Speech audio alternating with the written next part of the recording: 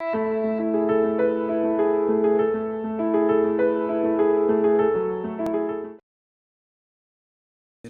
예수의 흔적, 나의 자랑이라는 제목으로 함께 은혜를 나누고자 합니다.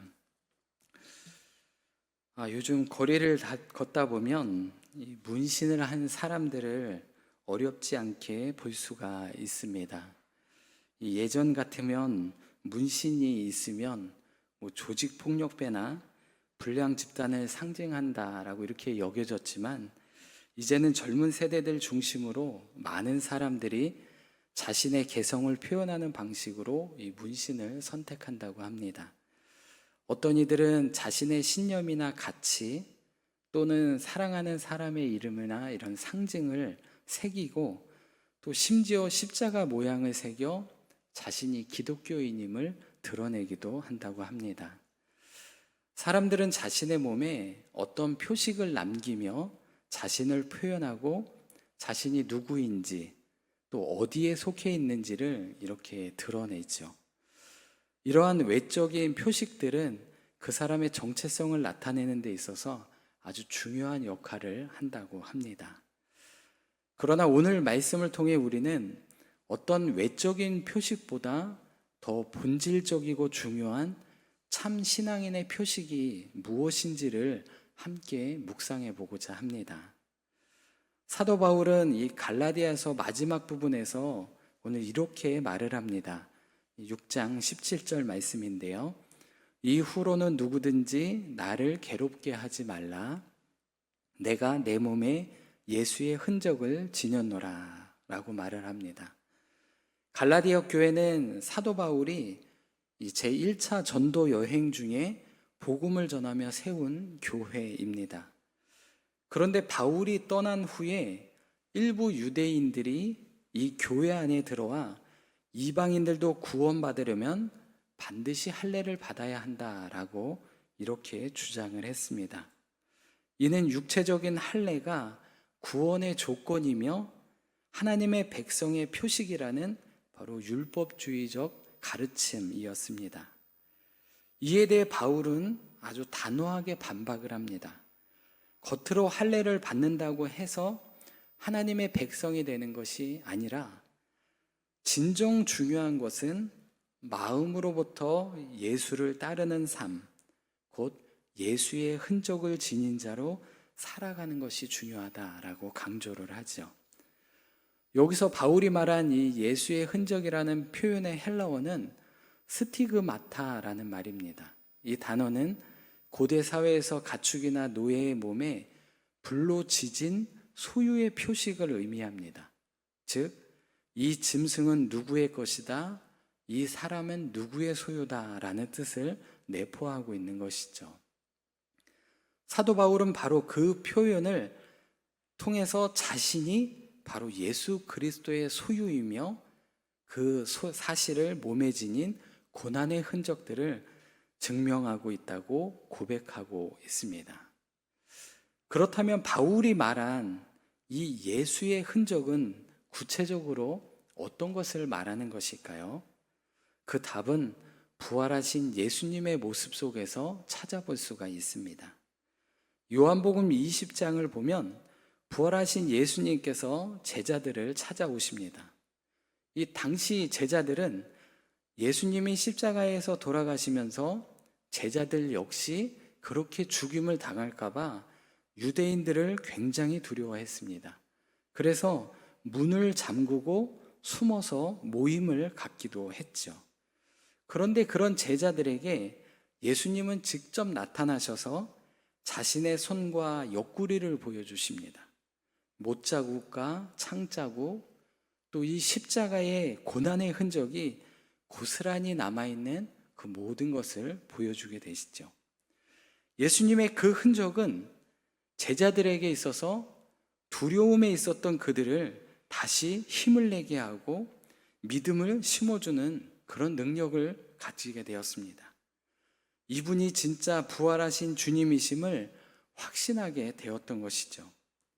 제자들은 그 흔적을 보고 또한 기뻐했습니다. 왜냐하면 그 흔적이야말로 예수님이 진짜 하나님이다, 그리고 구원의 약속이 실제임을 증명하는 표식이 되었기 때문입니다. 사도 바울 또한 이 예수님의 흔적을 자신의 삶에 그대로 지니고 살았습니다. 복음을 전하는 가운데 수많은 박해와 고난, 매질과 핍박을 겪으며 그 몸에도 예수님을 따르는 삶의 흔적이 새겨졌습니다. 그리고 바울은 이 흔적들을 결코 부끄러워하지 않았습니다. 오히려 그것들을 자랑으로 삼았죠. 왜냐하면 그것이야말로 자신이 그리스도의 사람이라는 것, 또 구원받은 자라는 가장 분명한 증거였기 때문입니다. 오늘을 살아가는 우리에게도 이런 질문이 던져집니다. 그럼 나는 어떤 흔적을 가지고 살아가고 있는가? 내 삶에 새겨진 흔적은 예수님을 드러내고 있는가? 우리는 각자의 삶 속에서 어떠한 형태로든지 흔적을 남기며 살아갑니다. 우리의 말과 행동, 선택과 태도, 그리고 사람들과의 관계 속에서 우리는 끊임없이 자신을 드러내고 정체성을 표현을 합니다. 그런데 그 흔적이 과연 예수님의 흔적인지 아니면 세상의 가치와 내 자아의 흔적인지 우리는 날마다 스스로에게 질문하며 돌아보아야만 합니다.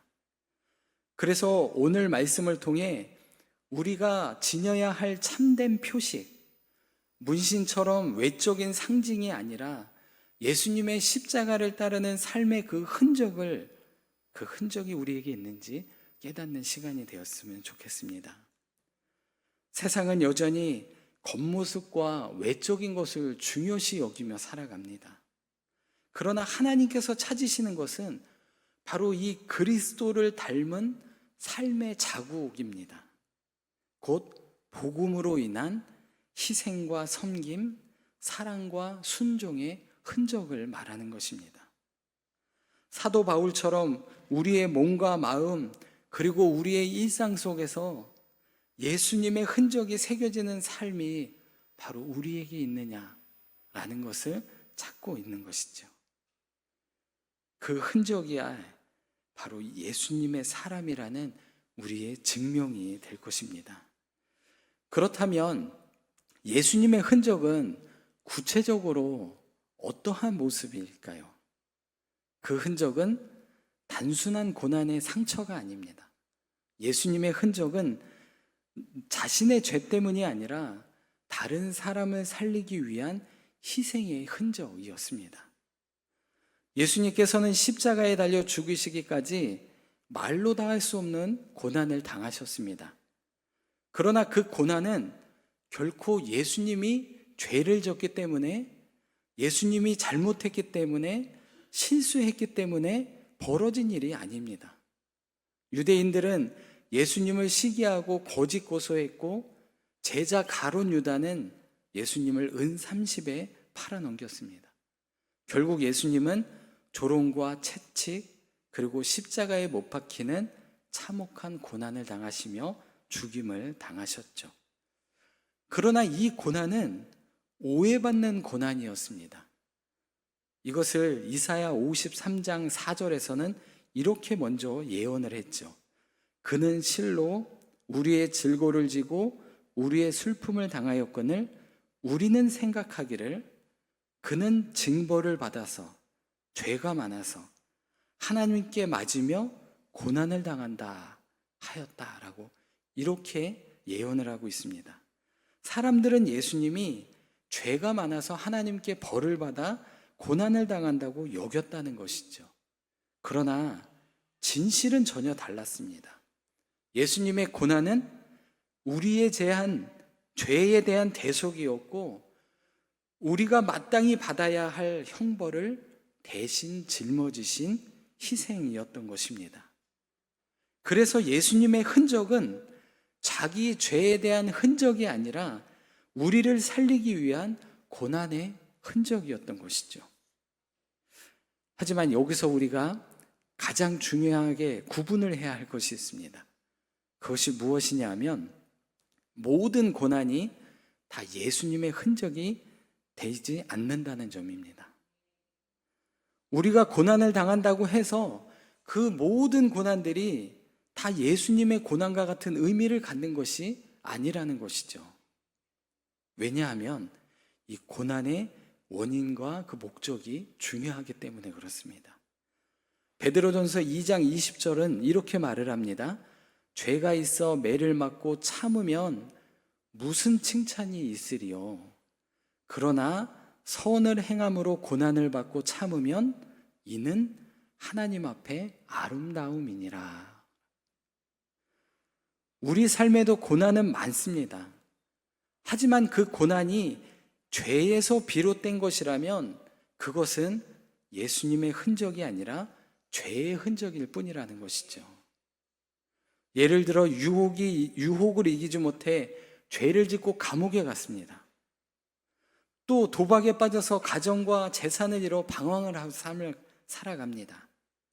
때로는 분노와 교만으로 가정을 무너뜨리고 자존심을 내려놓지 못해 싸움을 벌이고 갈등이 생기고 살아갑니다. 이런 경우는 우리의 어리석음과 죄의 결과로 인한 고통뿐이라는 것입니다. 이것은 예수님의 흔적과는 전혀 다른 것입니다. 그러므로 우리는 이런 죄의 흔적의 삶이 내 삶에 남겨놓지 않도록 늘 경계하며 살아야 하는 것이죠. 예수님의 흔적은 죄에서 비롯된 고난이 아니죠. 그 흔적은 사랑 때문에, 희생 때문에, 구원을 위해 감당하신 고난의 흔적인 것입니다. 우리 삶에 남아야 할 흔적, 바로 그런 흔적을 말하는 것이죠. 우리는 예수님의 고난을 본받아 자신의 유익이 아니라 다른 사람의 삶을, 또 다른 사람을 살리는 삶을 살아야 하는 것입니다. 이러한 삶의 흔적이 우리 안에 새겨질 때 우리는 진정으로 예수님의 흔적을 지닌 그런 삶을 살게 되는 것입니다. 그리고 그 흔적을 통해 하나님의 역사하시는 은혜를 경험하게 될 것입니다. 그렇다면 이제 우리는 이 고난의 흔적을 누가 어떻게 살아냈는지 한번 살펴볼 필요가 있습니다. 바로 사도 바울의 이야기입니다. 바울은 예수님의 고난을 단지 지식으로만 안 것이 아니라 자신의 몸과 삶으로 살아낸 사람이었습니다. 그 삶에 새겨진 예수의 흔적은 예수님을 따르는 제자된 바로 우리의 삶에 바로 본받아야 할 모습입니다. 앞에서 살펴본 것처럼 예수님의 고난의 흔적은 자신의 죄 때문이 아니라고 했습니다. 다른 사람을 살리기 위한 사랑과 희생의 흔적이었다는 것이죠. 죄 없으신 그분이 대신 채찍을 맞으시고 조롱을 당하시고 십자가에 달리신 고난은 단순한 육체적인 고통이 아니라 인류를 향한 사랑과 구원을 위한 대속의 행위였습니다. 그리고 사도 바울은 바로 그 예수님의 흔적을 자기의 삶으로 살아낸 사람입니다. 그는 복음을 전하고 사람들을 살리기 위해 자신의 생명과 삶을 아끼지 않고 드렸던 것이죠. 그렇기 때문에 바울은 오늘 본문 17절에서 그렇게 고백했던 것입니다. 내 몸에 예수의 흔적을 지녔다. 이 말은 단지 신체에 흉터를 가졌다고 말하는 것이 아닙니다. 이것은 복음을 위해 치른 희생의 흔적, 사람을 살리기 위해 감수한 사랑의 흔적, 예수님을 따르는 삶에서 생겨난 영광의 흔적을 말하고 있는 것입니다. 당시 유대인들은 자신의 몸에 난 이 할례의 자국을 굉장히 자랑하고 그것이 다라고 여겼습니다. 왜냐하면 그것이 곧 구원의 증표였기 때문에 그렇습니다. 하지만 그들은 정작 다른 사람을 구원하는 일에는 굉장히 무관심했습니다. 아예 관심이 없었습니다. 내 몸에 할례가 행해진 그것이 중요한 것이지 타인이 할례를 받아서 구원을 받는 것은 중요한 일이 아니었다는 것이죠. 그들에게는 복음을 향한 헌신도 예수님은 닮은 희생도 전혀 없었습니다. 반면 바울은 실제로 복음을 위해 수많은 고난을 감수해야만 했습니다. 루스드라라는 데서 유대인들이 사람들을 선동해서 바울에게 돌을 던지게 했고 바울은 피투성이가 되어 쓰러졌습니다. 사람들은 그가 죽었다고 생각해서 성 밖에 내다 버렸습니다. 그런데 바울은 다시 일어났습니다. 그런데 더 놀라운 것은 자기를 돌로 친 사람들이 있는 바로 그 성 루스드라로 다시 그는 들어갔습니다. 그는 자신이 늘 말하듯이 살았던 사람입니다. 한 영혼이라도 구원할 수 있다면 돌에 맞는 고난도 감수하겠다는 것이죠. 그래서 그에게 상처와 멍은 단순한 고생의 흔적이 아니라 예수님의 못자국과 가시관의 상처에 동참하는 바로 영광의 흔적이었던 것이죠. 결국 예수님의 고난을 따르며 그가 감수한 고통은 그를 더욱 예수를 닮은 사람으로 살아가게 했던 것입니다. 이것은 예수님이 부활하신 그 모습과도 마찬가지입니다. 자신을 배신하고 도망쳤던 제자들에게 나타나셔서 책망하지 않으시고 자신의 손과 옆구리에 상처를 보여주시면서 너희에게 평강이 있을지어다. 아버지께서 나를 보내신 것 같이 나도 너희를 보내노라라고 말씀하신 그것과 같다는 것이죠. 예수님의 상처 입은 몸은 제자들의 파송할 때, 즉 복음을 위해 고난도 감수하고 사랑으로 세상에 보내는 그 삶을 살라는 예수님의 메시지가 담겨져 있는 것입니다. 사랑하는 성도 여러분, 오늘 우리는 우리의 삶에 어떤 흔적이 남겨져 있는지 돌아보아야 합니다. 혹시 우리는 복음의 영광은 누리고 싶지만 복음을 위한 고난은 피하고 싶지 않은지, 혹 우리는 자기중심적인 삶에 흔적만을 쌓고 있지는 않은지 돌아보아야만 합니다. 예수님의 흔적은 사랑의 흔적이며 한 영혼을 위해 기꺼이 내어주신 구원의 흔적입니다. 그리고 사도 바울은 그 흔적을 삶과 몸에 새기며 살아갔던 사람입니다.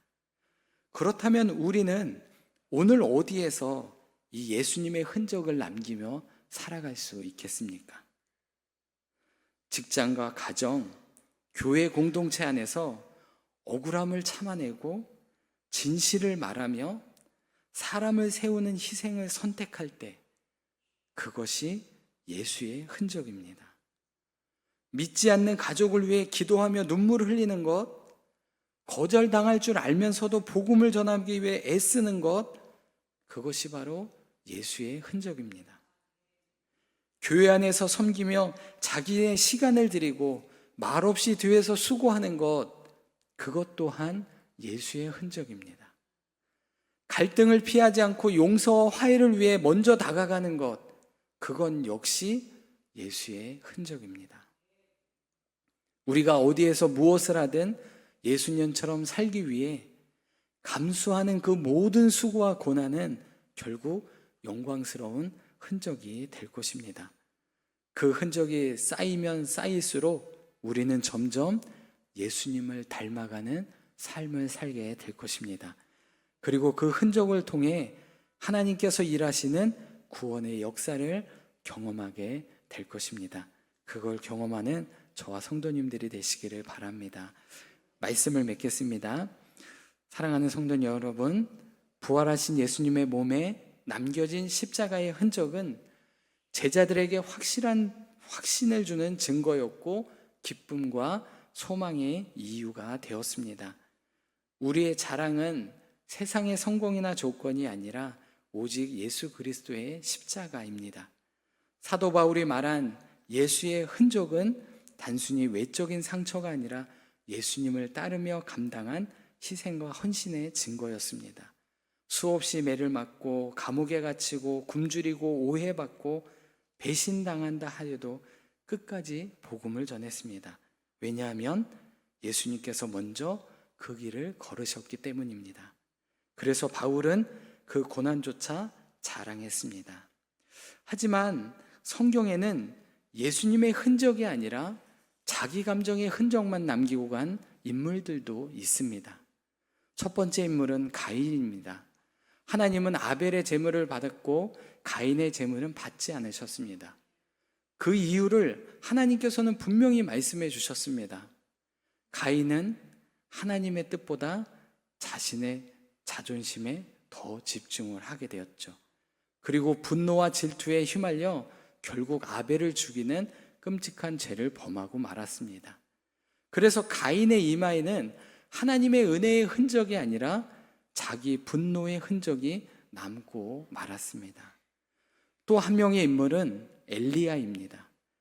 갈멜산에서 놀라운 하나님의 능력을 체험한 그는 이세벨의 위험 앞에 두려움에 빠져 도망을 갑니다. 홀로 광야에 들어간 그는 하나님께 차라리 죽게 해달라고, 그리고 자신만 남았다고 착각에 빠지게 됩니다. 그러나 하나님은 나는 이스라엘 가운데 바알에게 무릎 꿇지 않은 많은 자 7,000명이나 남겨두었다고 말씀해 주셨습니다. 엘리야의 외로움과 오해를 일깨워주는 말씀입니다. 이 두 사람의 모두 공통점이 있습니다. 그것은 하나님의 시선보다 자기 중심의 시선에 갇혀 있고 결국 오해와 분노, 절망 속에 무너졌다는 것입니다. 사랑하는 성도님, 혹시 우리 안에 그런 흔적이 있지는 않습니까? 교회와 공동체 안에서 주님의 마음보다는 내 마음이 먼저 앞서고 다른 사람들의 행동을 예민하게 받아들이고 상처받고 있지는 않습니까? 교회는 완전한 사람들이 모인 곳이 아닙니다. 그럼에도 우리가 함께 사랑하고 이해하고 용납하며 걸어가야 할 이유는 우리 몸에 예수의 흔적이 새겨져 있기 때문입니다. 주님은 우리 먼저 용서하시고 사랑하셨기에 우리도 그렇게 살아야 하는 것입니다. 바울의 고백처럼 우리의 삶이 날마다 예수의 흔적을 드러내는 삶이 되시기를 바랍니다. 십자가의 사랑, 용서, 헌신이 우리의 일상에서 드러나고 우리의 말과 행동 속에서 예수님을 닮은 흔적이 남겨지기를 간절히 소원합니다. 기도하겠습니다. 사랑의 하나님, 오늘도 주님의 말씀을 통해 예수님의 고난과 사랑의 흔적을 다시 깊이 마음에 새기게 하시니 감사드립니다. 우리가 세상 가운데서 자기중심적인 흔적이 아닌 예수님의 사랑과 희생의 흔적을 남기며 살아가게 하여 주옵소서. 억울함을 참아내고 사람을 세우며 복음을 전하고 용서하고 화해하며 살아가는 삶을 통해 예수님의 흔적이 우리의 몸과 마음에 새겨지게 하옵소서. 이 시간 특별히 원루 목사님의 건강을 위해 기도합니다. 주님 안에서 영과 육이 날마다 새로워지게 하시고 건강과 평안을 더하여 주셔서 그 삶이 복되게 하여 주옵소서. 또한 담임 목사님을 위해 기도합니다. 하나님께서 맡겨주신 사명 잘 감당할 수 있도록 하늘의 지혜와 능력을 날마다 부어주시고 영육 간의 강건을 더 허락하셔서 사역하는 데 어려움 없도록 인도하여 주옵소서. 모든 것 감사드리며 예수 그리스도의 이름으로 기도드리옵나이다. 아멘.